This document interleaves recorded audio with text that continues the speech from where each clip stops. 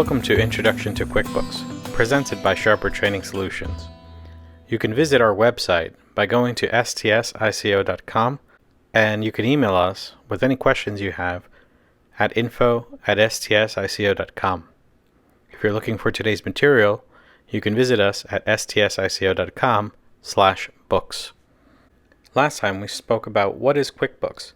We talked about the different products offered by the company Intuit. Then we created a company profile in the QuickBooks desktop software, as that desktop software is going to be a lot more robust and more complete than its online web counterpart. Then we talked about how we were going to set up our QuickBooks profile, which required us to learn a little bit about sales tax, how to set up our inventory, set up our email, establish our company information. Then we finished with talking about how to back up your QuickBooks in order to prevent data loss. Today we want to talk about the customer management module and how we can introduce customers and enter them and fill out all of the necessary information to get a more complete profile of our customers, such as taxes, payments, and other purchasing limits that we can assign, as well as the different customer transactions that can occur, such as customer invoice and receipt of payment. Before we get started, we want to talk about some accounting principles or accounting configurations that you should know that correlate to QuickBooks. For example, customers are going to be your accounts receivable. Your vendors are going to be assigned or associated to your accounts payable. And your employees module, it will correlate to payroll. One of the larger concepts of QuickBooks and accounting is the different charting of accounts and how we can bring them up in relation to the kinds of reports we want to get. Today we'll be talking about income and expenses and how those correlate to the report profit and loss, or our income statement.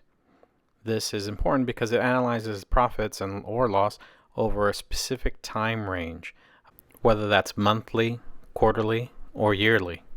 In another video, we'll discuss the assets, liabilities, and equity, and how our balance sheet gives us information related to those charts of accounts, and how the balance sheet is meant to analyze the net worth of a business, is meant to determine the overall wealth and health of a business. When QuickBooks opens for the first time, it takes you to this home screen, which displays all the different modules that QuickBooks has for us, from vendors, customers, and employees. Today we're going to be focusing on the customer module and the different workflows that stem from our estimates all the way through our receive payment for that particular invoice that was generated.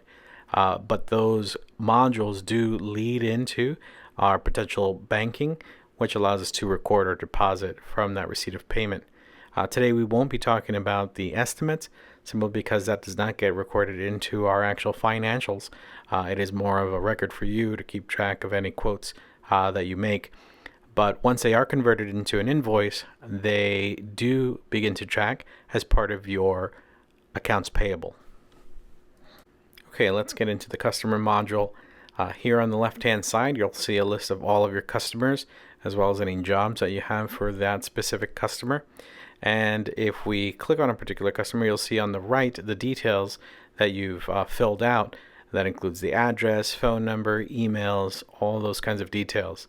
At the bottom of that, you'll see all the different transactions that occur for that customer, and you can also store contacts, to-dos, as well as any notes and any emails that you've sent out.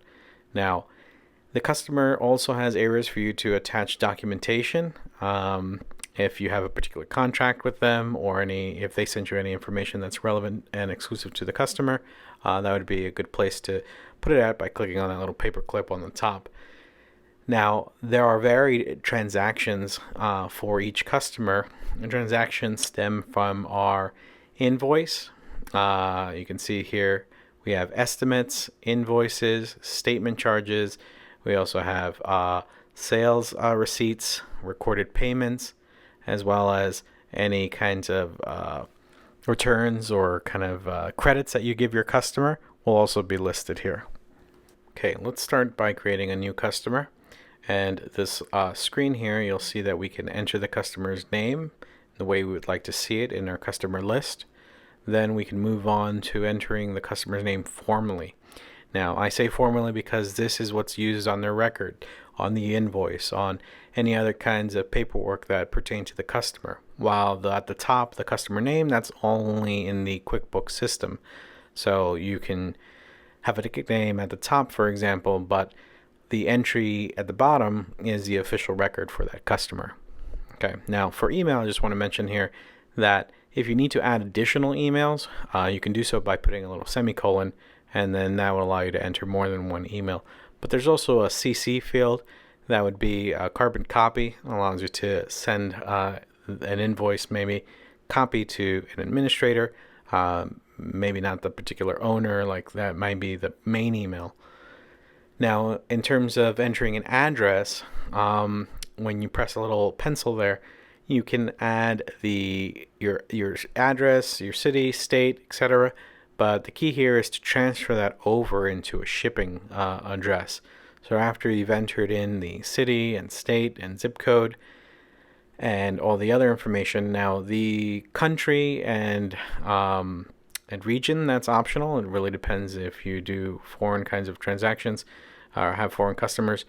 Now, to transfer them into a shipping kind of scenario, you just click on little copy and then make sure that you name the shipping with either home or business or second location, something that identifies some kind of secondary address or primary address.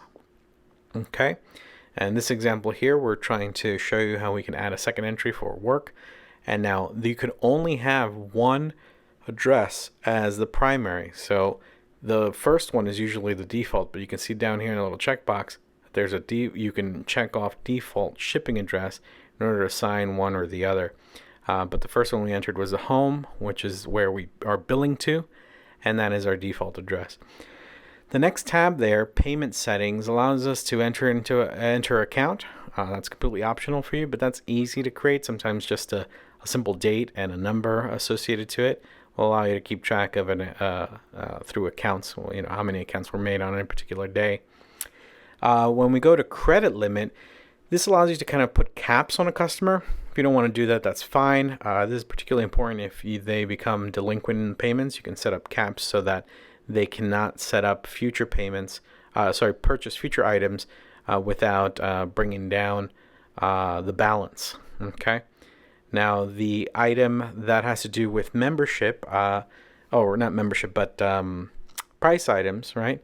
This allows us to, or price level, this allows us to create items that, like memberships, allows us to either increase all items by 20% or decrease, right? Provide a discount if the membership incurs it. So it's a nice little feature to create different pricing levels for your customers in order for them to either get incentives or simply adjust them, right? Do markups. Now, the other items allow you to establish terms of payments. Usually for invoicing, it's a net 30 scenario, but if you're doing point of sale kind of things, those are usually going to be due on receipt.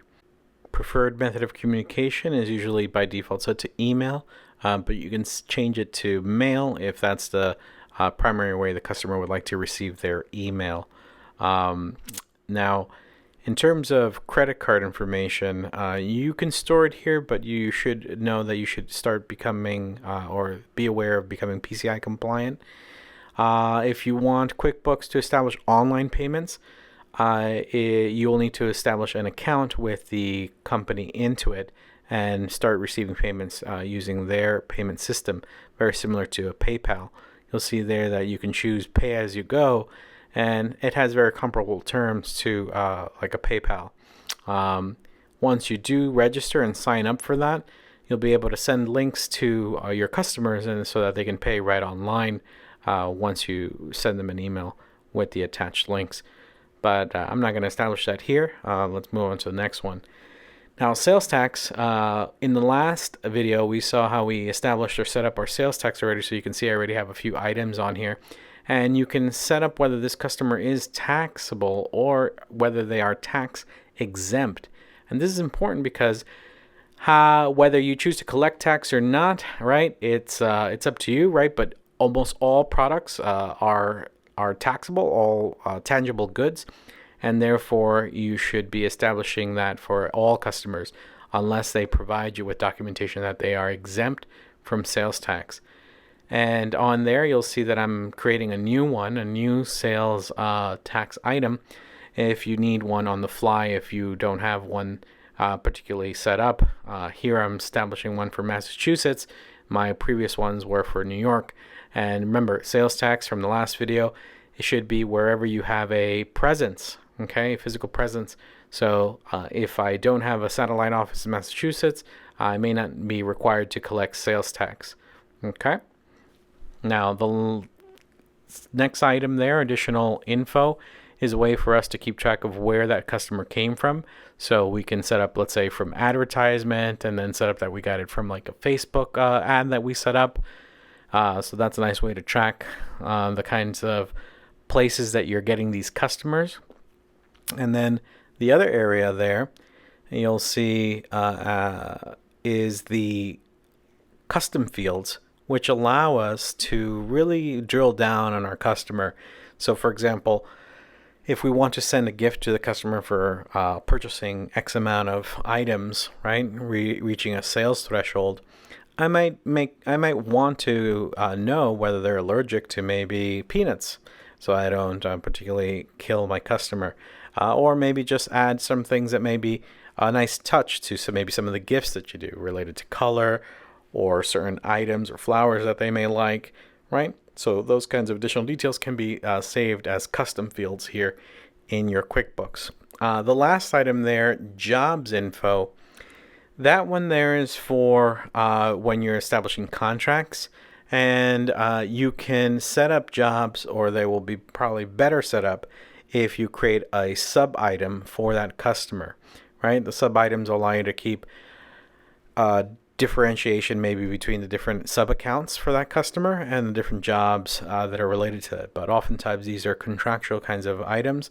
that you can set up from whether you are pending on receiving the contract, are awarded the contract, or have completed the job already.